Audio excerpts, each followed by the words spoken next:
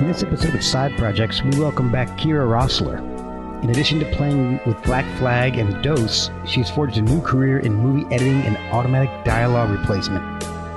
Here we take on the issue of movie sequels and remakes. We discuss our favorites, but even better, the ones that aren't so good. Check out Kira's contributions to the movie Joker in theaters now. Follow her to keep up with her latest projects. Subscribe, rate, review, and enjoy a movie sequels edition of Performance Anxiety's Side Projects. So, thank you for doing this. This is going to be interesting because I think I like movies. I'm not technical into movies, so right. I think it's going to be interesting to have your viewpoint on this, since you know about what goes on behind the scenes, generally, and you live in that movie world a lot. So I think this will be a neat perspective. It's funny when I'm watching a movie, that all kind of goes out the window. It has to be pretty bad for me to actually think about the technical aspect of movie making. Yeah, that okay. Well, that's good to know. I mean, that's. I guess that would be one way to determine if it's a good movie or a bad movie. You start thinking technically, well, this lighting is garbage. This ADR is horrible. Sometimes it's that. But I was thinking about it from the standpoint of, what's a bad decision to even make a sequel or a remake. Yes. And, I came up with some ideas about, my thoughts on when it was just not even a good idea to go down this road. Well, that's perfect, because that's exactly what I wanted to get into. I was listening to a show about, I guess a week or so ago, and they were talking about movie sequels. And I think it was something having to do with Gilbert Gottfried, actually. And he said only the last movie in a franchise, or only the last movie in the franchise loses money, which explains a lot as to why there are things like 8 or 9 Friday the 13th and Nightmare on Elm Street and Jaws movies and Rocky movies. Fast and Furious. Exactly. I mean, how many going strong? Yeah, exactly. And everybody loves to see those, no matter how awful they may be. I don't even know if I've ever. I think I saw the first one, maybe, but I may be confusing that with something else. So it just isn't a ringing endorsement for that movie franchise at all. Yeah. But I wanted to find out a little bit about. Well, actually, I guess maybe just talk about some of the best and worst sequels. And hear your opinion on some of your favorites and some of the ones that you hate as well. So, okay. And which ones spring to mind? I mean, like when you hear, hey, what's a good movie sequel? Obviously, Godfather 2 comes up.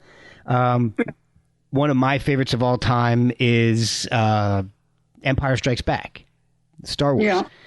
Well, that's, and I got to thinking about that. Like, some are just series that really hold together. I mean, Lord of the Rings holds together, yes, because of the novels, but it's just a really well tied together set. And I would argue that the Road Warrior, all the way to Fury Road, was pretty strong.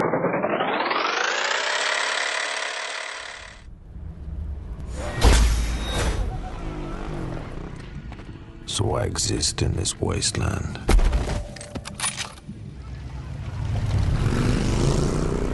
A man reduced to a single instinct. Survive.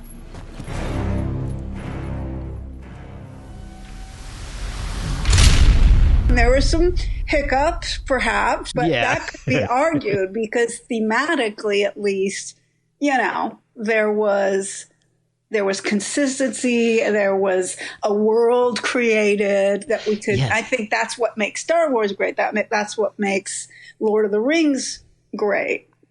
This sort of world is created, and we can just sort of ride it out. Also, the Planet of the Apes had some sequels that were just really strong because the story of the apes literally sort of starting to overpower human civilization was explained, and they went back to how that happened and everything. I think one of the big differences between what makes a good sequel and what makes a bad sequel is exactly what you said.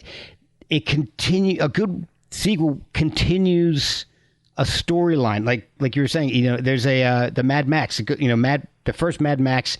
While I don't think it was it was definitely not my favorite in the series. It was the origin story of Max. Rockatansky. I don't remember how he pronounces Max's last name, but it's a story of how he got to where he is, and then the Road Warrior continues his story, and so does Beyond Thunderdome, technically, I guess, and Fury Road. And correct me if I'm wrong. I don't know if you know this or not, because I had heard this, and I never knew if it was true or not. I'd heard that Beyond Thunderdome wasn't even actually a Mad Max movie. They wrote him in as a character because of the success of Mad Max 2, that the script was a completely different story. And because the Road Warrior was so successful, they kind of wrote him into that story because it was a similar scene, I guess, a similar post-apocalyptic type of story. Yeah, I would question that because that doesn't seem like George Miller's style. Right. He doesn't seem to be the kind of person who focuses on even making, sort of blockbuster type movies. He made the Babe movies, he made Lorenzo's Oil. He's made some really sort of totally different sorts of movies. So I don't think he would have been averse to doing something unexpected or doing something smaller, so... Mm-hmm. I'd be surprised if that were true, but I can't say for sure. I don't even remember where I heard that from. I've been trying to research that, but I've also been... You sent me a really interesting list of sequels and actually remakes, too, because I think we can throw remakes in here as well. And so I've been trying to... I really like talking about the remakes, but going back to sequels, I think I was talking about my main idea of sort of what makes a bad sequel or remake, for that matter, was it even a good idea to begin with? You know what I mean? What made you think this was a good idea? Exactly. When you think about Jaws, for example, why would it be a good idea to make another one? Martin, this is kind of an official meeting. Good. I'm glad you're all here. I've got something to show you. Look at this. Fogarty just developed it. It came out of that camera from the missing divers.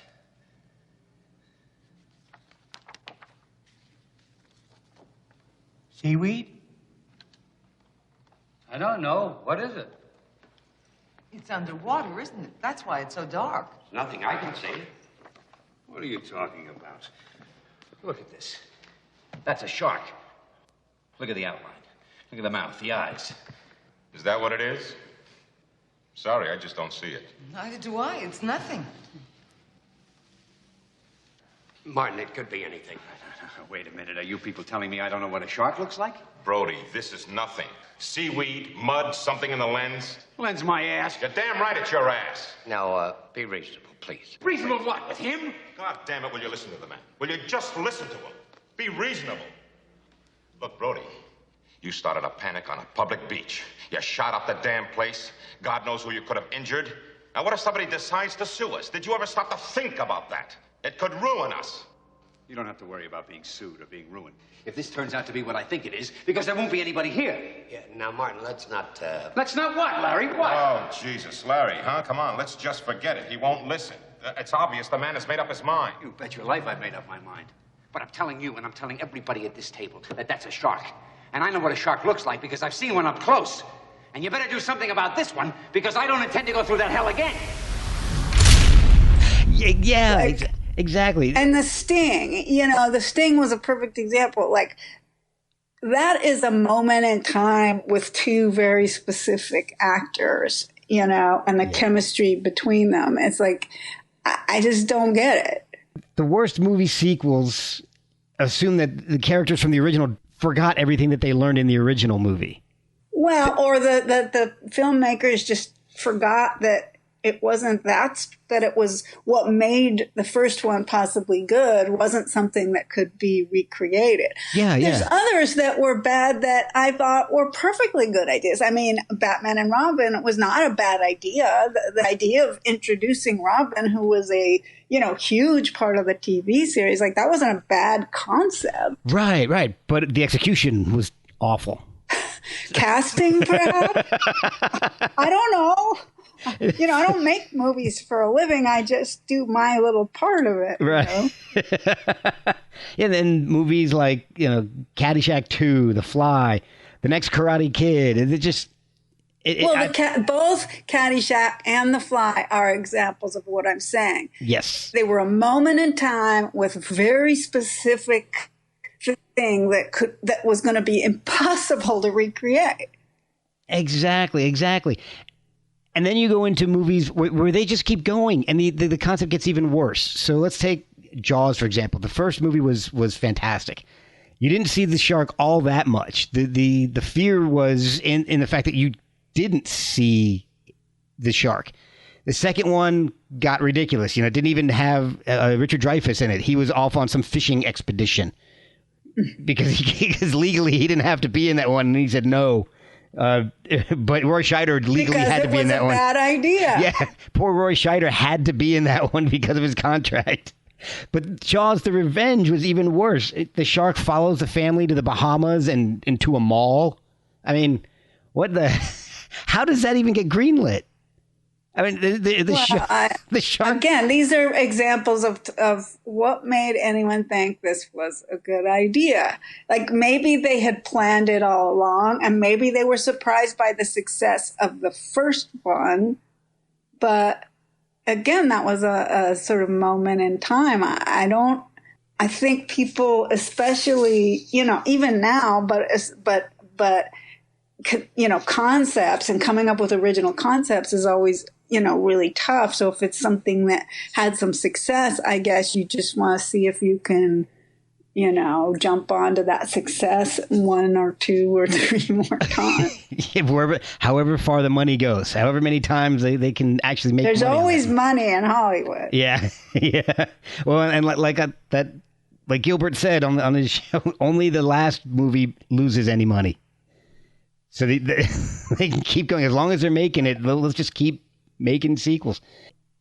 In your movie watching experience, do you think it's harder to make a sequel to a horror movie or a dramatic movie than it is to make one for a comedy? Because comedy ones fail just as much. You look at movies like The Hangover. The first one was great, and then each one just keeps getting progressively worse. Little Fockers the same way. Well, I mean, comedies are hard no matter what. And I think that, it's easy to see that comedy could have a fun idea, but it's sort of the germ of it is just an idea. And once you've tackled the idea, it becomes really tricky to, keep reworking that same idea. You've kind of already sort of beaten that horse. Yeah. Remember that that opinion about Hangover isn't necessarily everyone's opinion. I don't think everyone disliked all of the Hangovers. Oh, no. And I didn't think that 2 was terrible, but it was, the third one was definitely not as good as the first. The first one and I think it was kind of, the way it was presented, the entire thing went backwards, and it was a great concept, and it was genuinely funny. And then when the second one came out, to me, it was that thing. How are these same guys getting into the same type of situation? And it loses something for me if it's the same kind of a recycled premise, recycled joke. Right. I mean, and the Fockers thing wasn't good from the beginning. Yeah, I agree with that. That's not my style. You know, I mean, the Hangover thing, yes, it was probably a single idea that, you know, couldn't, it's like a short story that they tried to turn into a novel, maybe. You know, you just, you've taken it as far as you can take it, which may be true for things like The Godfather. You know, you took it so far that you couldn't go any further, you know, whether it's comedy or drama or horror. Although a couple of things I was thinking about for anything horror like is like The Fly. I mean, they become, you know, a kind of a classic, sort of cult classic that hits people in this very special way, and recreating that may be harder than anything. You know, how did anyone think that The Fly could be recreated? You know, that's, you know, I didn't think about that. That's a great perspective. I didn't think about it wasn't a traditionally great movie. It was a cult classic, right? So, you know, how do you imagine yourself able to go on from there? It's like when I was thinking about remakes, I thought about Godzilla, and it's like cult classic that they've made ridiculous remake after ridiculous remake of. Yes, and they continue to do it, and exactly. There's another one in the works, by the way. Oh man, I saw. Is that the one that's supposed to be released pretty soon? Is that the one you're talking about? Yes, and then they did the Mummy, the original Mummy. Then you have Brandon Fraser. Yep, did Mummies, and then Tom Cruise. And then didn't The Rock just do one? No, Tom Cruise's was, I think, the most recent one. Oh, gosh. I was just looking at Rotten Tomatoes, you know, and it's like 16% for Tom Cruise's The Mummy. You know, this is... God. And Matthew Broderick's Godzilla, 16%. Man, even the soundtrack on that was bad. They are cult classics. You can't recapture that. That's true. Now, but now some movies that are terrible become cult classics just for that reason. And that's what I'm saying. It's like, how do you recapture something like The Fly? It wasn't a great movie. It was a cult classic, you know. So it's got this je ne sais quoi, you know. It's got this thing that you cannot explain, and therefore, how are you going to capture it again? What did you think about the Evil Dead franchise there? Is that in that cult classic type of situation where Evil Dead 2, Army of Darkness, and then I think they made it. I don't know. That one passed me by. Bruce Campbell was. I mean, that just kind of made him at that point. And it's been forever since. I don't even remember if I've seen the very first Evil Dead. I remember seeing Evil Dead 2 and Army of Darkness. But zombie movies aren't really my thing either, so that's... Yeah, I mean, it's hard when the idea itself just doesn't even... I mean, I didn't go see Jaws because I'm a lover of sharks, and I thought that's all we need is for people to be terrified of sharks. You know, because already they have such a bad name. Yeah. I mean, it's like, you know, I had sort of a philosophical problem with, you know, making it silly, scary to go in the water, you know. Well, that makes sense. I mean, you've been on this show before, and I would encourage everybody to go back and listen to the Kira Roessler episode, because we do talk about your father and some of the awesome underwater photography that he's done. So that makes total sense. Yeah. Yeah, sharks are my friend.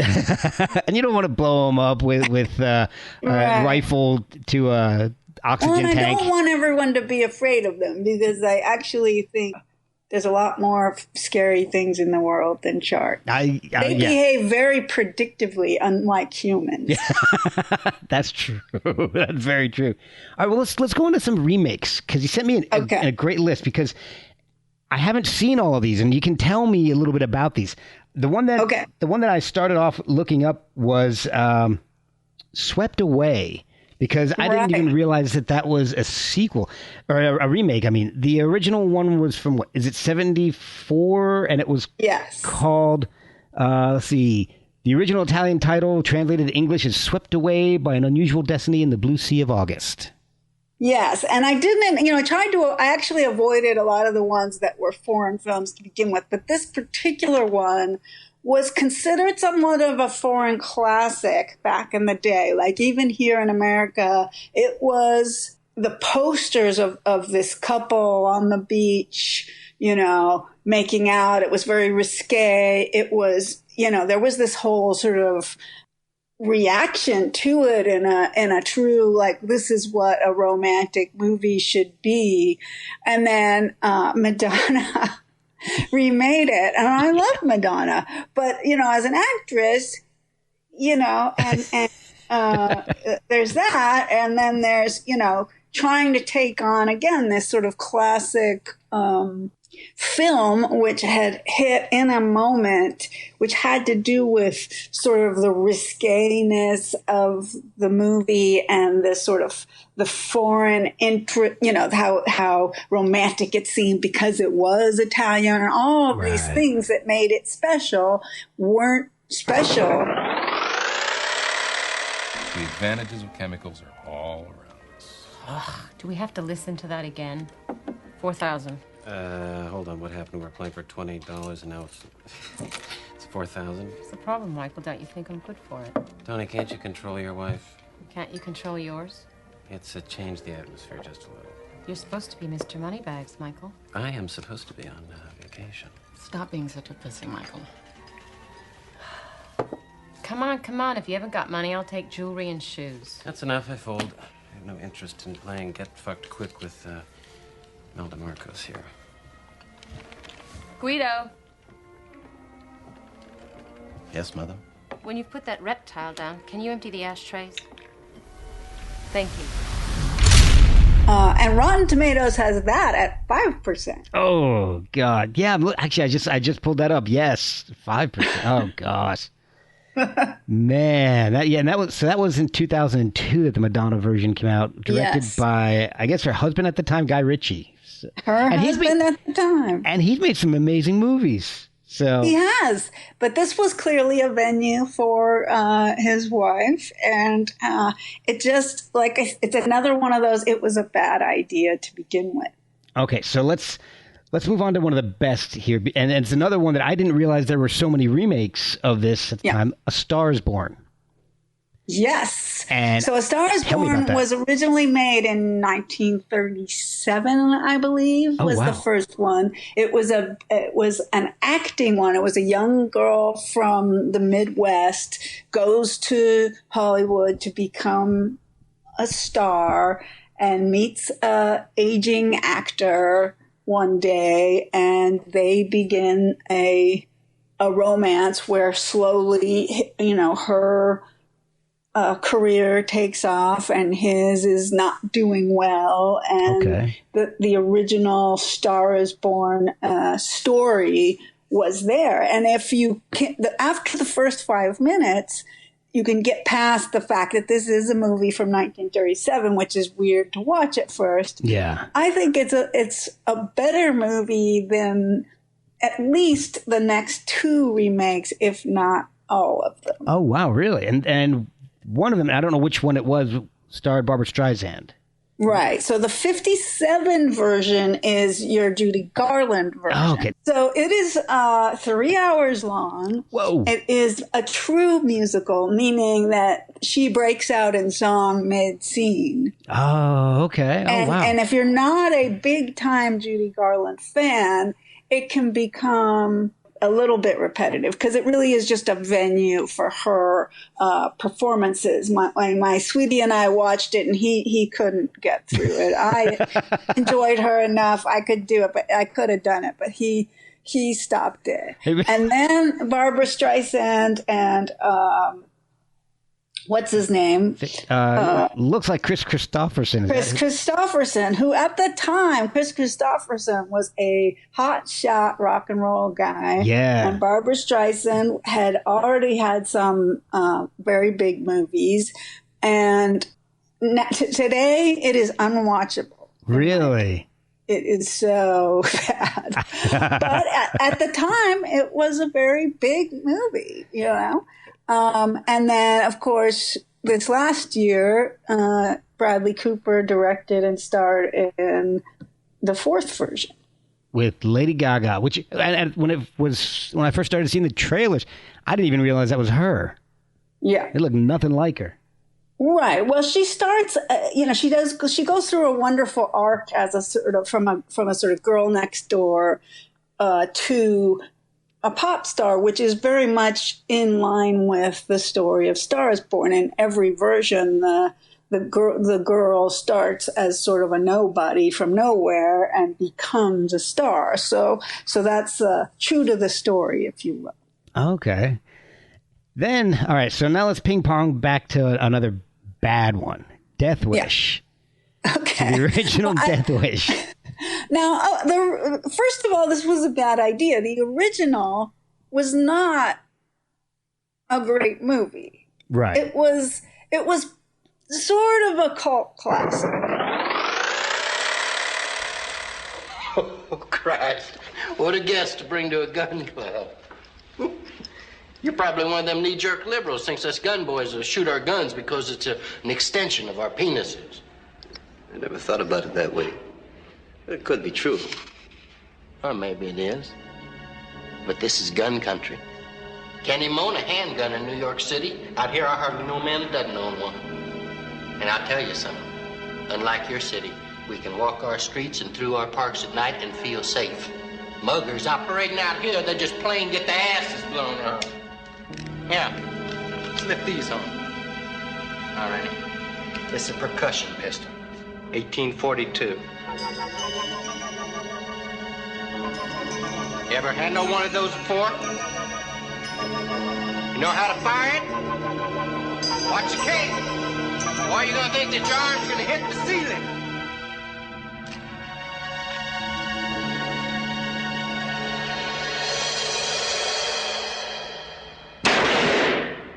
God damn!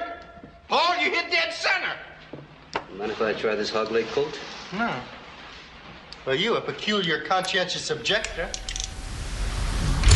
And it was Charles Bronson. He was a badass. He killed people. And it's definitely like of that time, of the early 70s. Exactly. It was a thing. But trying to recreate that, was impossible with Bruce Willis as a sort of, older guy. Anyway, bad idea. 18% on Rotten Tomatoes. And the original also spawned a terrible sequel in Death Wish 2. Yes. So this is a double. You're getting a good. Yes, exactly. But we're getting a lot of value in this one because we have a bad movie to start with, bad sequel, bad remake. They thought they'd hit on one of them. I bet.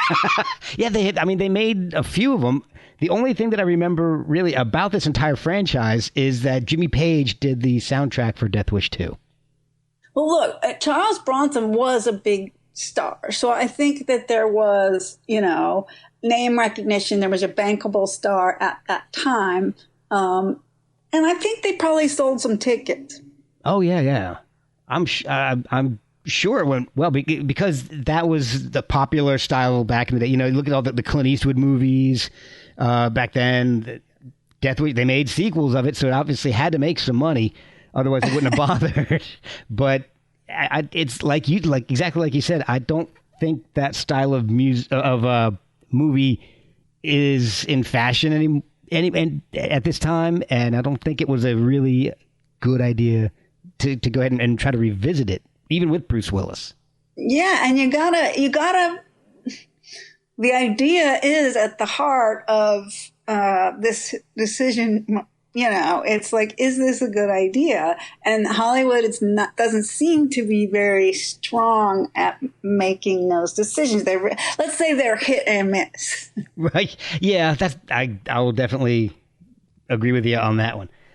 And I didn't realize that The Girl with the Dragon Tattoo was a remake. I saw the most recent one. There's the Danish original movie, which came from a novel, is excellent. Okay. That's what it is. I haven't seen that one. I've seen the English, the English version. And then there's the English one, which has sequels. Okay, yeah, because it's the whole series of books, The Girl Who Kicked the Hornet's Nest. Exactly. And then, so I thought all of the English ones were great, and the original Danish one is really good too.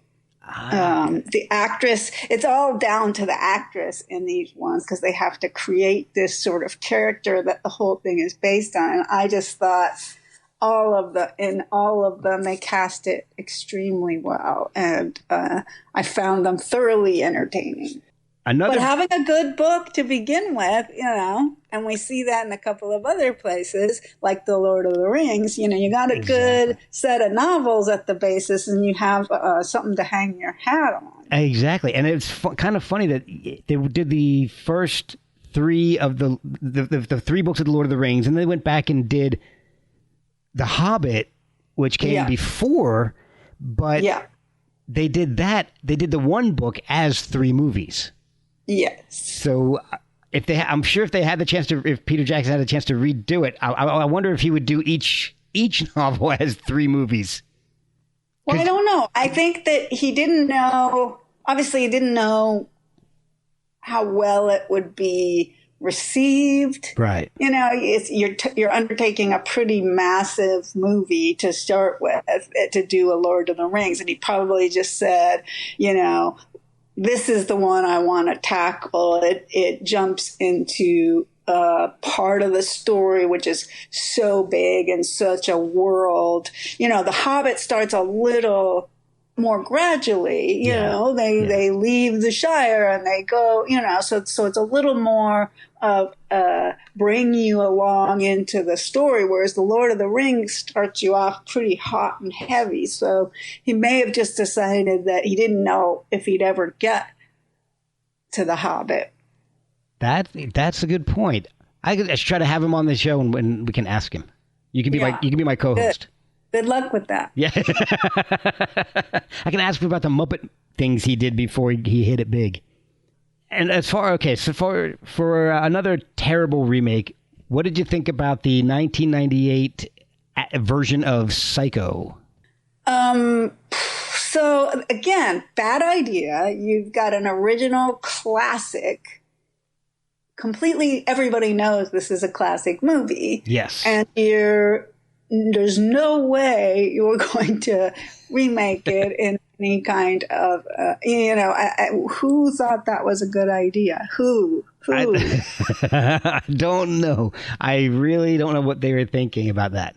I'm looking at a list here. They have the 10 worst movie remakes of all time, and this is just from cheatsheet.com. So they all seem to have taken place in around the same time period. So you've got 1998 gave you Psycho and Godzilla.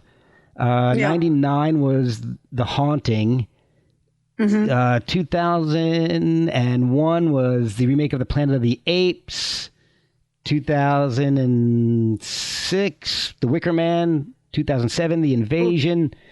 Then the last... Wicker Man, perfect example. Classic, weird cult film. Why the hell would you try to remake it? Yep. Oh, and I skipped over 2002. They have Swept Away, and then there's Clash of the Titans and Pulse. Now, I'm not familiar with Pulse. Yeah. And Stepford Wives, too. Yeah. Oh, Stepford Wives. Another example. Totally. Classic, weirdo cult movie you were never going to recreate. So a lot of these movies have big names in them. Or do they realize at the time how bad of an idea this is? Or is it maybe a cash grab? I mean, I wonder what makes guys like Matthew Broderick do Godzilla and... Well, Tom Cruise doing The Mummy. I mean, I think they get convinced that through special effects and action and some of the things that the original might not have had, they will overcome, the culty aspect of what the old one had. It will become a great, I'm sure Tom Cruise must have believed that was going to be a great action film, I'm going to give you one that you probably didn't see the original of, but it's one of my favorite all-time classic movies, 1974, Taking of Pelham 1, 2, 3. Where were you this afternoon, Mr. Lockman? Why? You tell me where, I'll tell you why. Right here. Can anyone verify that fact? You said you'd tell me why. You were here all afternoon? I was sleeping in the afternoon. All afternoon? Well, till about an hour ago. But you heard about the hijacking, huh? What hijacking? The subway train. So? You got to be kidding. Do I look like I'm kidding? I mean, would I be here if I was kidding, mister? Wait, we don't want to do a thing like that. Hey, Zeke, you got a match? No. You got a warrant? No. The Supreme Court says you have to have a warrant unless I'm under arrest. I didn't see the original, but I've heard of it, and I've heard that it was fantastic. Fantastic, starring Robert Shaw, Walter Matthau, Martin Balsam. It was from a novel. Now, in 2009, Denzel Washington remakes it. I remember that one. It should have been good. He thought, I'm sure you've got action. It's kind of a heist film. You know, this will be great. And it just falls flat compared to the original. Now, I don't know really how, say, Rotten Tomatoes, I didn't look that up let me see how that did. But it is, see the original, you won't be disappointed. Okay. And that's from 73, you said? That was... so it's 74, 100% on Rotten Tomatoes. Wow. Denzel's version, 50%. Oh, geez. Oh, my gosh.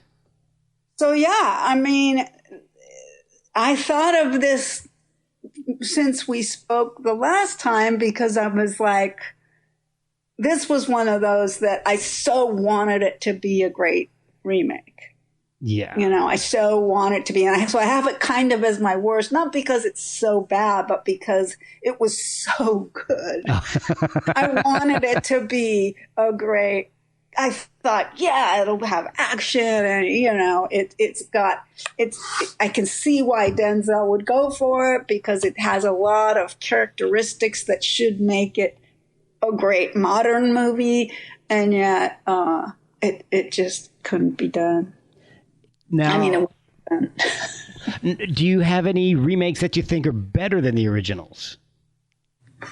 Well, I thought the remake of Les Miserables was really strong. I'm not necessarily a musical person, but I thought that the performances were really good, and I just couldn't find a lot of fault with that movie. I thought Ocean's 11, which was a remake, was really strong. But that one I like. Yeah, I mean, The Girl with the Dragon Tattoo is probably at the top of my list. I thought The Star is Born that Bradley Cooper did was really strong just because of the challenge. Again, when you have these sort of classic films, it's so hard to, you know, again, that green lighting something that was almost destined to fail.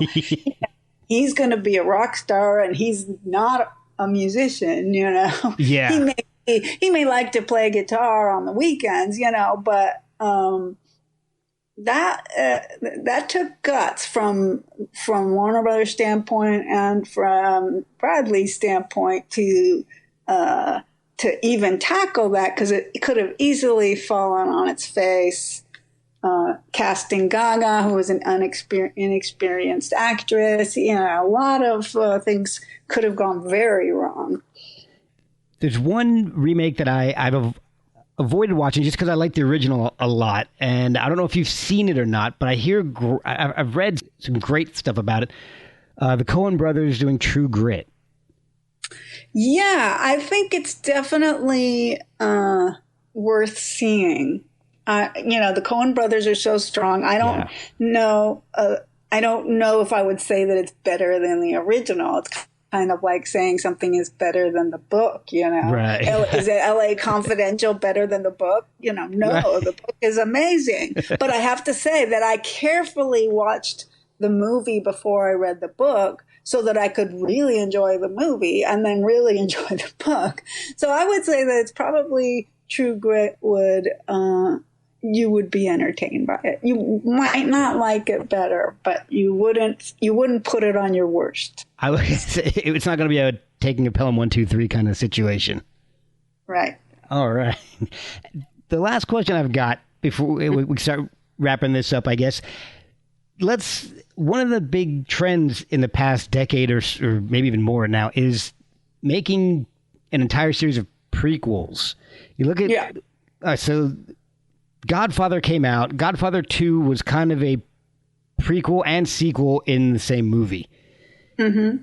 But then you look at a series like Star Wars, where the first 3 came out, then the sequels were actually prequels. So does that make the 3 that came out actual sequels? Or since they came out first, are the prequels actually the sequels? And Clint Eastwood kind of do that too, where sometimes it isn't clear, sort of. It almost seems like the movies are out of order. Yeah. I think it's kind of, even within movies, it's sometimes fun to have the chronology not be straight from the beginning to the end. It has to be done well, but in a sense, it's just an example of that across multiple movies where you say, well, telling this story is best done by you seeing some of this part and then you going back and explaining some of that part and so on. I'd like to think that this was thought out by the writing experience. And, they said, well, if I was telling this story, this would be the best way to tell it. I don't obviously know that that's true. Right. But that sometimes you are going along telling a story and then you have to stop because there's some backstory that will help explain why. Yeah. And, and early Tarantino was fantastic at doing that. Yeah, I mean, I just don't. I don't think there should be any rules. I mean, having a punk rock background, I feel very strongly that rules are, just not necessary. Especially for art, if you will, let the artist find his or her way to tell the story, to paint the picture, to make the music, whatever they're doing. And we, as the consumer of that art, can like or dislike it. There's nothing that says we have to enjoy it, but we can't post rules on what the artist does. I can be confused. I can be easily confused, and sort of say, well, why did they tell the story this way? And there have been movies when I thought, well, this just makes it confusing, and it would have been easier if it had been just in chronological order. But but I'm pretty committed to just taking in somebody's vision and judging it after the fact. You're just kind of viewing it with an open mind at first. Well, you're trying to, because I hope that we all do that to each other. It's kind of like we as humans, we can judge each other by our covers, but hopefully we try to get to know each other a little bit before we bring the hammer down. Hopefully, yeah. Well, that's what we all should strive for. Just get to know something before you decide whether you really like it or not. Right. I tell my kids that all the time, especially about mayonnaise. Two of my kids hate mayonnaise. Well, what are you going to do? You can't just throw it away because it's a part of some of the things that you really like to eat. I don't know where I'm going with that, but so are you working on any new projects that you can tell us about? Anything coming down the pike that's interesting? Well, the movie that's coming out in October that I worked on, it was called Joker. Oh, man, I can't wait to see that. I'm very excited. It just debuted in Venice, and there's now some reviews out, and for the most part, very positive reviews. They got an 8-minute standing ovation when the screening was done. So that's exciting and fun to see them get some. Yeah, that's the director you were just cracking on who did Hangover. Was it? Oh my gosh. Man. My buddy, Todd Phillips. Well, I love the original. The second one, I mean, I don't hate it, but the third one I kind of checked out on. Don't backpedal. Look, I was kind of checked. Joker is really cool, and I can't wait. I really love it, and so that was my last big tough project. I have a couple of things coming up which are smaller, just helping out a friend kind of things, which take me to November, and then I'm doing an animated film for a few months into next year. So all sorts of stuff. So and you're doing the ADR for all of that? So the helping out will just be editing. Okay. I will be doing some ADR for the animated thing and dialogue and ADR. With animated, it's pretty much all ADR. Yeah, I can imagine. There's obviously, there's nothing recorded on a set. They record ADR and the animators animate to the ADR. So that'll be fun. It's been a while since I did an animated, and then 2020 will be here, and we'll deal with that. That's awesome. Yeah, and we need to have you on because maybe we can talk about something we didn't really get. We just kind of touched on, but prequels. We can come back on and talk about the best and worst prequels. Okay, we'll do so. By then, we'll have all sorts more to talk about. Exactly. We could talk about how awesome the Joker is because I saw the trailer months ago and it looked incredible, and I'm so excited to watch it. Well, I'm really excited to see how people react, and we'll have more to talk about, no doubt. Awesome. Kira, thank you so much for coming on again. I really do appreciate it. It was a blast. I love talking to you, and anytime you want to come back on talk about anything, you just let me know and we'll do another one of these. We'll stay in touch. Awesome. Thank you so much, Kira. We'll talk to you soon.